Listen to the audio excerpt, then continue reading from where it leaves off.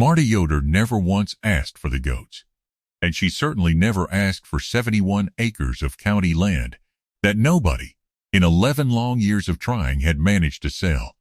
But both of them arrived on the same afternoon, in a single stack of paperwork she had not expected to sign that year.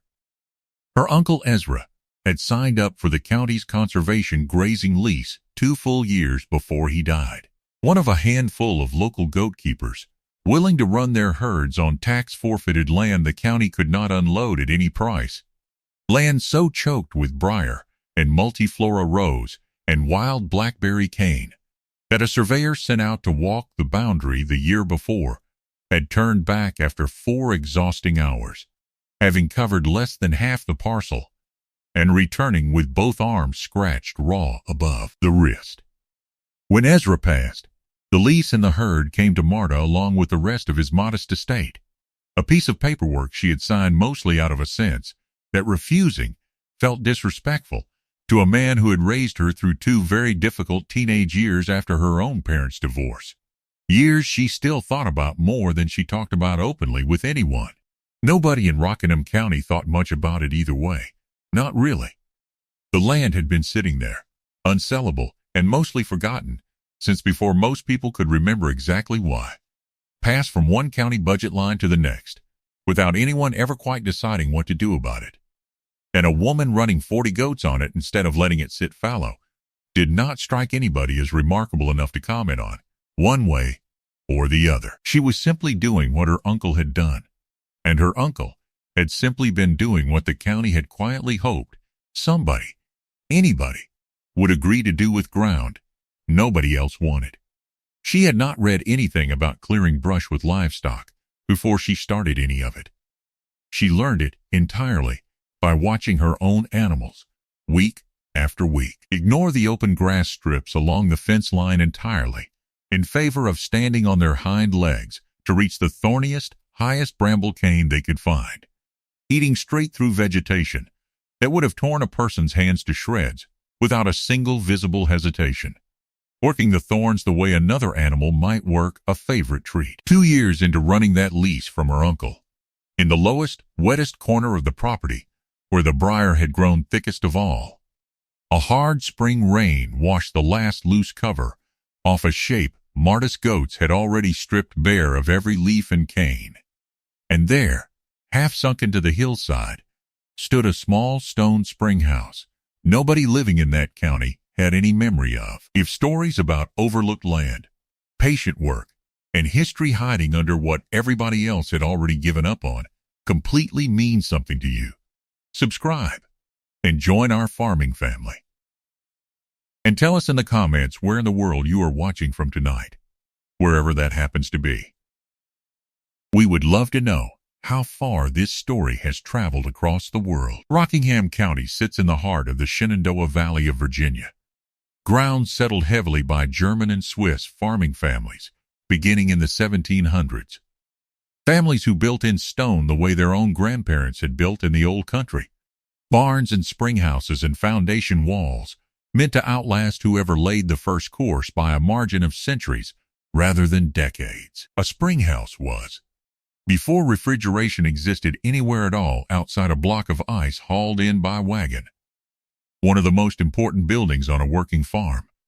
A small structure built directly over or immediately beside a natural spring, so the cold, steady flow of groundwater could keep milk, butter, and meat at a safe temperature through even the hottest part of a Virginia summer, functioning as the only reliable cold storage a farm family had access to for generations. The difference between food that spoiled within a day and food that kept for a week. Hundreds of them once dotted that valley, tucked into low ground near a reliable spring on nearly every working farm of any real size, small stone buildings that rarely made it into any history book, but that, in their own quiet way, kept whole families fed. Most were abandoned once electric refrigeration made them unnecessary sometime in the middle of the last century, left to the weather, and eventually to whatever vegetation found the damp shaded ground around a spring especially inviting. a slow erasure that took decades rather than years, one growing season at a time, until nobody left in the county could say for certain where a given spring had once been. Briar and bramble find exactly that kind of low, damp ground irresistible. Blackberry, cane, and multiflora rose spread aggressively into any opening, damp, low ground especially, rooting wherever a cane tip touches soil, and sending up new growth from a network of canes that thickens every single season it goes unmanaged. Left unmanaged for decades, they do not simply grow over a small stone building. They eventually swallow it so completely that a person can walk within a few feet of solid stone walls and see nothing but a green, thorny mound indistinguishable from the surrounding hillside. The building itself no longer registering as a building at all to anyone passing by. Here is why goats succeeded where nothing else on that parcel ever had. And it is the whole reason a herd of browsing livestock ended up doing archaeological work nobody had hired them to do. A goat is a browser, not a grazer, an animal built by both instinct and physical preference to eat woody, brushy, thorny vegetation rather than open pasture grass, the opposite of what a cow or a sheep will choose given the option between the two, a distinction any experienced goat keeper learns to expect within the first few weeks of owning a herd. Turned loose on ground thick with bramble, a goat will walk straight past perfectly good grass to reach a thorny cane most other livestock would avoid entirely, stripping leaves and green growth methodically, working from the ground up, and rising onto its hind legs to reach canes well above head height that a grazing animal could never touch at all, balancing against a cane or a low branch with a patience that looks almost deliberate, sometimes holding the pose for a full minute working through a single stubborn stem. That repeated defoliation is what actually kills bramble over time. Not a single pass, but months and years of it, season stacked on season. A blackberry cane or a multiflora rose bush survives being cut or mowed because its root system holds enough stored energy to send up new growth the following season, the same way kudzu does, shrugging off a single year's mechanical clearing as a minor inconvenience rather than a real threat. But a plant browse down to bare wood, again and again, every time it tries to leaf out and rebuild its energy reserves, is slowly starved from the root up. It cannot photosynthesize enough to recover between browsing cycles, and after enough seasons of that pressure, the root crown itself finally gives out, unable to fund one more attempt at regrowth. The whole plant simply running out of stored energy it never had the chance to replace. Marta had not set out to prove any of that to anyone. She had simply kept the herd moving in loose rotation across the 71 acres the way Ezra always had, watching bare patches of ground slowly widen behind them season after season, thorny thickets thinning into low stubble and then, eventually, into open ground she had not seen in 2 full years of walking that fence line. It did not happen without its share of small disasters along the way, the kind of thing that made the whole first year feel, in the moment, far less orderly than it actually was. A gate left unlatched one May sent 11 goats through a gap in a neighbor's fence and into a flower bed the neighbor had spent a full spring cultivating, an afternoon of frantic herding across 2 properties that ended with a great deal of apology. A replanted bed of hostas Marta paid for out of pocket without being asked twice, and a neighbor who was gracious about it in the moment, but brought it up, gently, at every chance encounter for the better part of a year afterward, usually with a small smile that made clear she had long since forgiven it, and simply enjoyed the story too much to let it go. A young buck got his horns wedged in an old length of collapsed wire fencing buried in the brush, invisible until he found it the hard way while working through a particularly stubborn patch of cane, and took the better part of a morning and 2 neighbors with wire cutters to free, without injuring either the animal or the men working around him in the thorns. One particularly stubborn nanny goat developed a habit of testing every new section of temporary fencing within an hour of it going up, walking the perimeter methodically, until she found the one weak point Marta had somehow missed, forcing Marta to rebuild the same stretch of paddock 3 separate times before she finally found a configuration the animal could not defeat. A small, ongoing battle of wits that Marta privately admitted. More than once, she was not always entirely winning.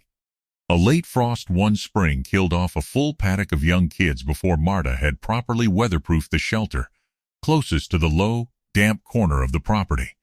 A loss that had nothing directly to do with the brush clearing itself, but that still cost her a hard week of grief and second-guessing whether she had taken on more responsibility than she could actually manage alone, out there with no one else depending on the operation to succeed.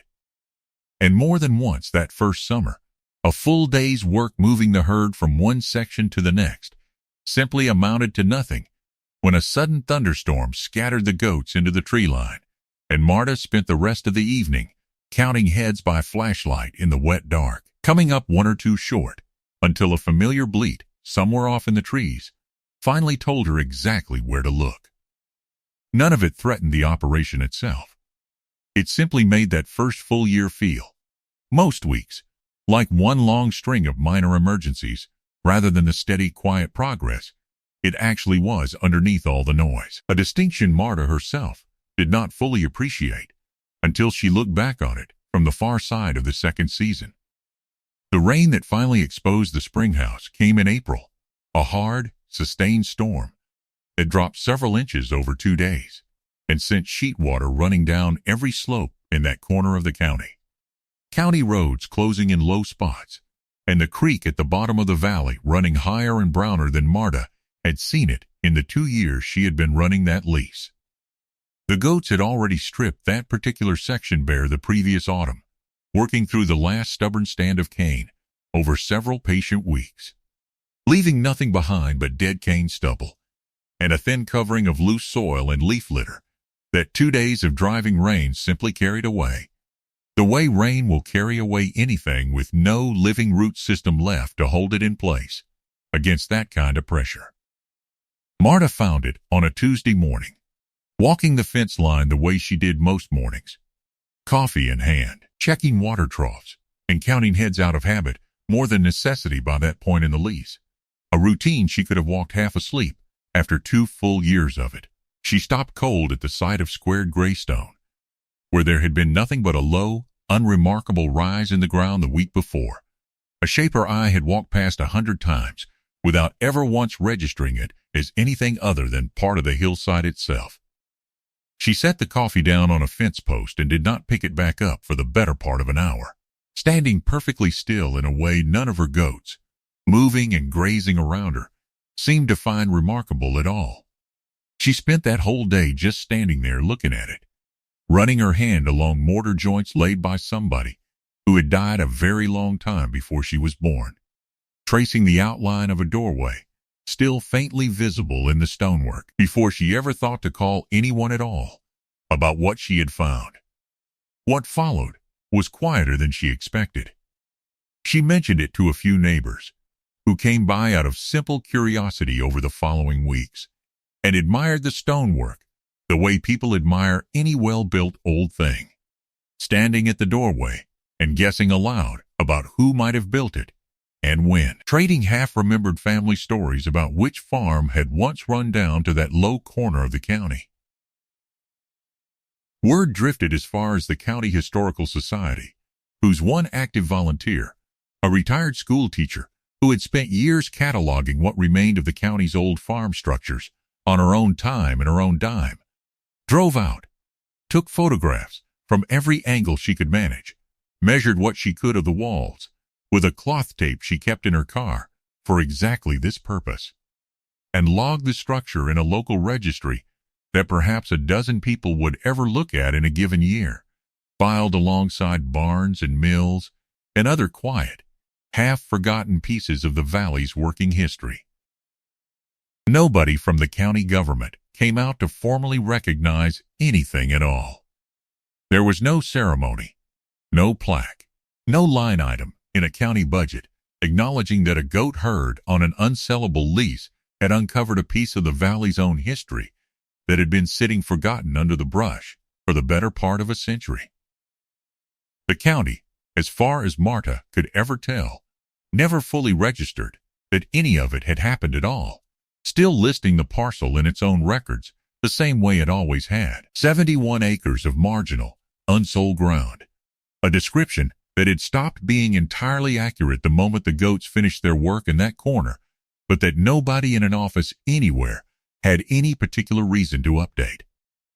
Marta did not mind the silence from the courthouse the way she might once have expected to, at least not for long. The Springhouse stands clear now, roof mostly gone but the stone walls sound, goats grazing loose bramble regrowth around its base the way they always have, keeping the ground open through nothing more than the same patient habit that uncovered it in the first place. On a clear morning, she can walk that same fence line, coffee in hand, and see the whole low corner of the property open and green, where 2 years earlier there had been nothing visible at all, but a wall of thorns nobody, including her, had ever expected to hide anything worth finding. The outline of the old doorway catching the early light in a way that still, most mornings, stops her for a moment before she moves on to check the water troughs and start the rest of her day.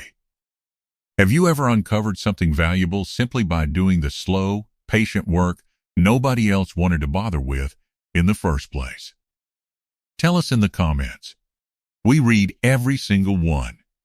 And if this story meant something to you, subscribe and let us know where you are watching from tonight.